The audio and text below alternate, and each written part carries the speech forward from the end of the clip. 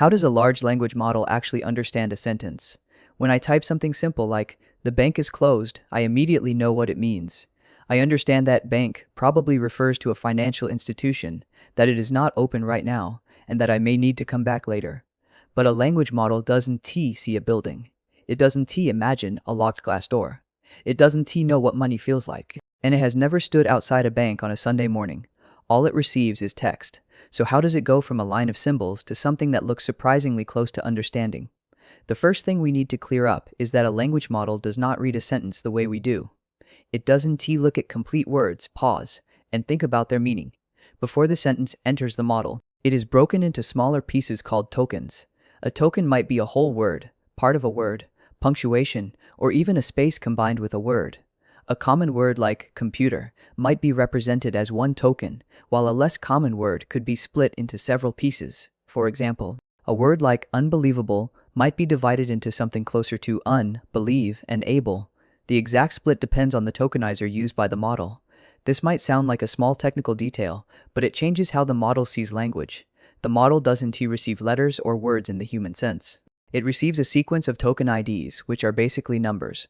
So the sentence, "The bank is closed," might enter the model as a sequence that looks more like 481, 6721, 318, 4532. Those numbers do not contain meaning by themselves. They are simply labels. Token number 6721 is not mathematically more bank, like then token number 318. The meaning begins to appear during the next step. Each token is converted into a long list of numbers called an embedding. You can think of an embedding as a coordinate inside an enormous mathematical space. Instead of describing a word with a dictionary definition, the model describes it using hundreds or thousands of numerical dimensions. These dimensions are learned during training. Some directions in this space may represent rough ideas like living versus non-living, positive versus negative, formal versus casual, or physical versus abstract. But most of the dimensions are not that easy to name. They work together in ways that are much more complex than a simple list of properties. Words used in similar situations tend to develop similar representations. Doctor may end up closer to nurse than to volcano. Paris may be closer to London than to banana. But here's where things become more interesting. A word does not have one fixed meaning inside a modern language model. Consider these two sentences. I deposited money at the bank. I sat by the bank of the river. The token bank may begin with the same basic embedding in both sentences, but after the model processes the surrounding words, its internal representation changes. In the first sentence, money and deposited pull the meaning of bank toward finance. In the second sentence, river pulls it toward geography. This is one of the biggest differences between older language systems and modern large language models. The model builds a contextual representation. A word's meaning is influenced by the other words around it, and the mechanism that makes this possible is called attention. Attention is often explained by saying that every word looks at every other word and decides which ones matter. That explanation is simplified, but it is useful. Imagine the sentence, "The animal did cross the street because it was tired." What does it refer to? Probably the animal. To understand that relationship, the model needs to connect it with something that appeared earlier in the sentence. Attention allows the representation of it to pull information from animal, cross, and tired. Now change the sentence slightly. The animal didn't cross the street because it was crowded. This time, it probably refers to the street, not the animal. Only one word changed, but the relationship changed completely. The model has to calculate that crowded makes more sense as a property of the street, while tired makes more sense as a property of the animal. It does not solve this by applying one clearly written grammar rule. It has learned the pattern from huge numbers of examples. Inside each attention layer, the model creates 3 different mathematical representations for every token. They are usually called the query, the key, and the value. The names sound more complicated than the basic idea. The query represents what a token is looking for. The key represents what information another token might contain. The value is the information that can be passed along. The model compares queries with keys. When 2 of them match strongly, more of the corresponding value is added to the token's updated representation, so when the model processes it, the query created for that token may strongly match the key associated with animal in one context or street in another, and this is not done only once. A transformer contains many attention heads operating in parallel. Different heads can focus on different types of relationships. One head might track which noun a pronoun refers to. Another might focus on word order. Another could detect whether the sentence is negative. Another might connect a verb with its subject. Others may capture patterns that are difficult for us to describe at all. Then the model stacks many transformer layers on top of one another. In the early layers, it may detect relatively local patterns, such as nearby words, punctuation, or basic grammatical structure. In the middle layers, it can begin combining those patterns into phrases, relationships, and broader concepts. In later layers, it may build representations connected to the overall intention of the sentence, the topic being discussed, or the kind of response that would logically follow. This process is not perfectly organized. There is necessarily one layer responsible for grammar and another responsible for sarcasm. The knowledge is distributed across many parameters and many layers, but with every layer, the representation of each token becomes more contextual. Let us take a sentence like, although the movie was long, I didn't want it to end. At the beginning, the model only has token embeddings and information about their positions. After several layers, it can represent that although introduces a contrast. It can connect it to the movie. It can recognize that didn't want it to end. Expresses enjoyment, even though the word long can sometimes sound like criticism. That final interpretation is not stored as a sentence inside the model. There is no hidden line saying, the speaker enjoyed the movie. Instead, that meaning exists as a pattern of activity across a huge collection of numbers. This is why explaining exactly what a model knows can be difficult. Its internal concepts do not always match the clean categories humans use. But how did it learn to create these useful representations in the first place? Mostly by predicting the next token during training. The model sees enormous amounts of text. It might receive a sequence like, the capital of France is, and it has to predict what comes next. At first, its predictions are almost random. It might assign a high probability to the wrong token.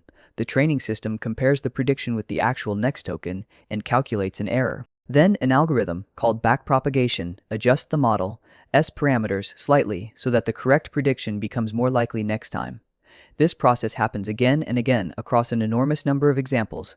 Predicting the next token may sound too simple to produce anything resembling understanding, but to become extremely good at prediction, the model has to learn a surprising amount about language and the world described by language.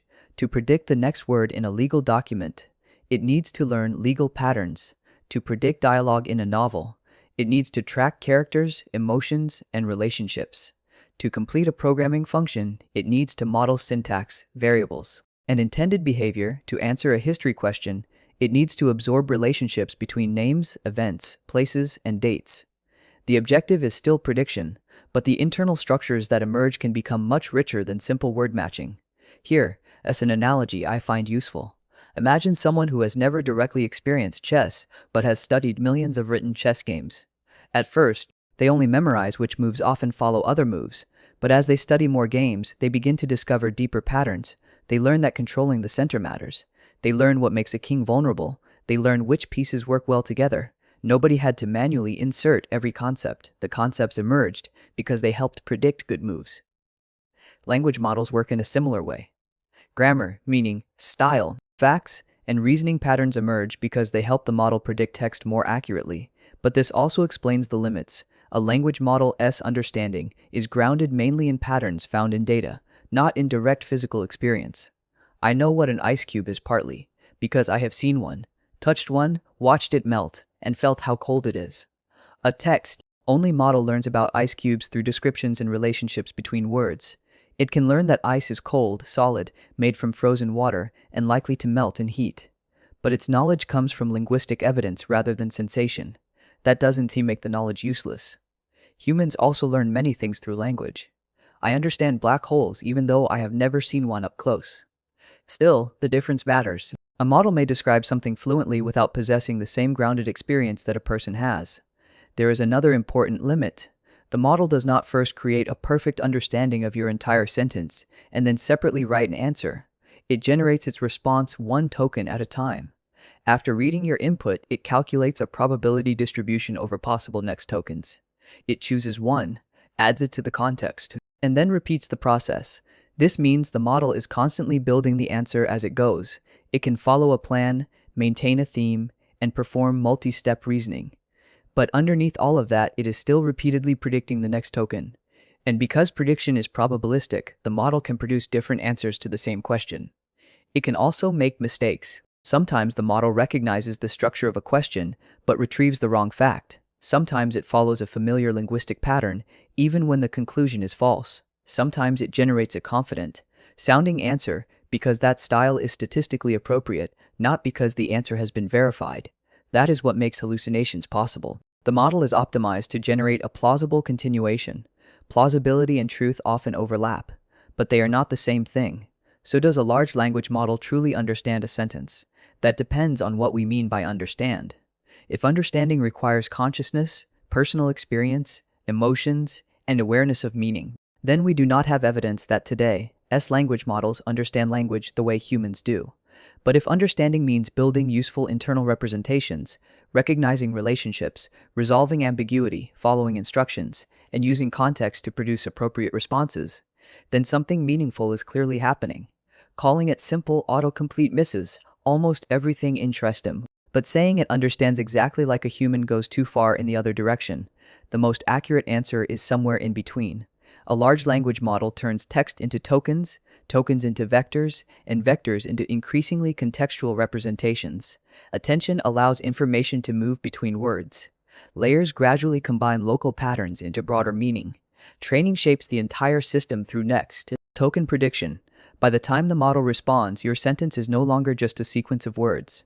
It has become a complex mathematical state containing information about grammar, relationships, intent, topic, and possible continuations. It doesn't understand your sentence by looking up a definition.